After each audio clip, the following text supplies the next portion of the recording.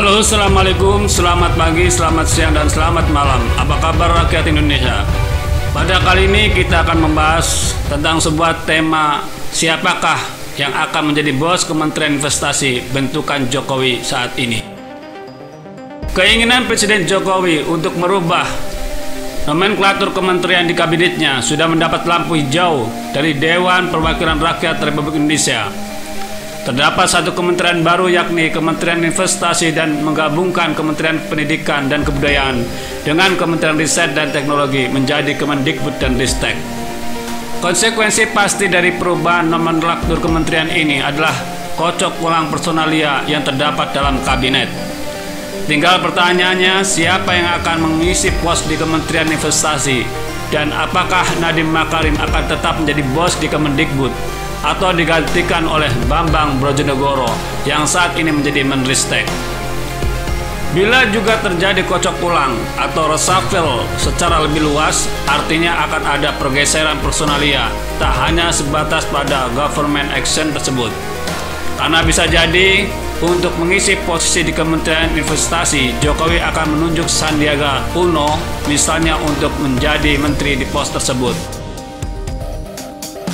Meskipun santer terdengar Bahlil Lahadalia yang akan menduduki kursi Menteri Investasi tersebut, sejalan dengan tugasnya saat ini yang menjadi Kepala Badan Koordinasi Penanaman Modal BKPM, atau bisa jadi coming from behind, Ketua Umum Kamar Dagang dan Industri Indonesia yang sebentar lagi masa jabatannya akan berakhir, Roslan Roslani, yang akan menduduki bos di kementerian yang baru saja terbentuk itu.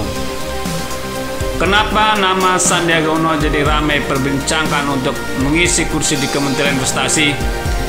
Jika mengacu pada sejumlah kriteria sosok yang dibutuhkan Presiden Jokowi untuk calon pemimpin kementerian baru ini, seperti yang diungkapkan oleh tenaga ahli kantor staf Presiden, Doni Gahral-Adian, yang paling penting calon menteri tersebut harus memiliki jejaring bisnis yang luas.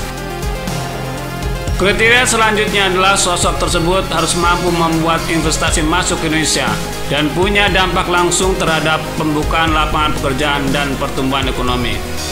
Nah, sosok Sandiaga Uno secara teknis kelihatannya sangat cocok dengan jabatan ini. Pengalaman panjangnya di dunia bisnis saya kira akan membantu tugas-tugasnya di kementerian bentukan baru ini.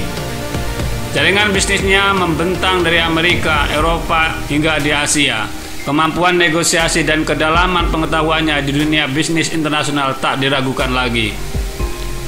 Selain itu, karena menteri itu jabatan politis, tentu saja hal ini harus diperhitungkan. Dan saya kira dalam koalisi pendukung Jokowi pun sosok Sandi ini akan diterima.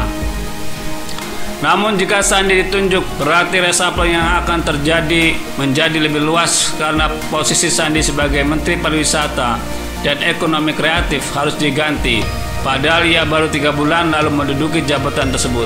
Artinya adaptasi kembali harus terjadi bagi pengganti Sandi dan organ-organ di dalam Kemenpar dan Ekonomi Kreatif, dan itu akan menimbulkan distraksi untuk mencapai target kebangkitan industri pariwisata di Indonesia setelah luluh lantak dihantam pandemi COVID-19.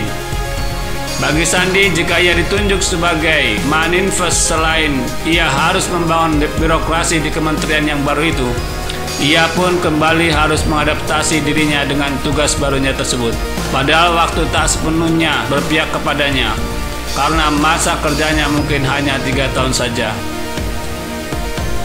Lalu bagaimana dengan Bahlil Lahadalia? Jika BKPM dilebur ke dalam Kementerian Investasi, saya rasa secara birokratis ialah yang paling pas dan cocok menduduki jabatan Menteri Investasi pertama di Indonesia. Bahlil tidak akan membutuhkan waktu lama untuk beradaptasi dan mungkin ia bisa langsung bekerja, lantaran ia pada dasarnya hanya akan berganti kapal, namun personalia yang mengisinya tetap akan sama. Secara teknis, pantas atau tidak dirinya menduduki jabatan tersebut tinggal diulur saja dari kerjanya dalam memimpin BKPM 2 tahun terakhir ini. Apakah ukurannya? Ya, realisasi investasi di Indonesia dalam 2 tahun terakhir.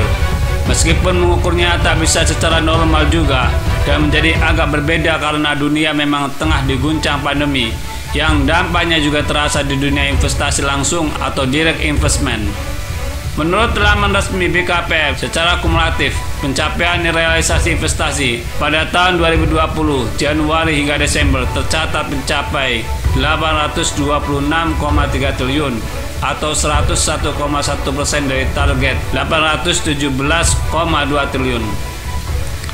Realisasi investasi PMDN mencapai 413,5 triliun atau 50,1%, sedangkan PMA sebesar 412,8 triliun atau 49,9% dari jumlah realisasi investasi yang terjadi. Apakah angka yang tercatat ini dianggap sebagai sebuah keberhasilan? Kita serahkan saja pada Presiden Jokowi untuk menilainya. Karena sejatinya Jokowi selaku presiden yang bisa mengangkat dan memberhentikan para menterinya. Meskipun masukan dari masyarakat tentu saja akan menjadi bahan pertimbangan Jokowi untuk mengangkat dan memberhentikan para menterinya. Kemungkinan besar balik menjadi manifest ini bisa terjadi dengan catatan BKP berubah bentuk atau melebur menjadi Kementerian Investasi. Jika itu tak terjadi dan BKP masih eksis, ya Bahlil saya pikir akan tetap berada di posnya sebagai kepala BKPM.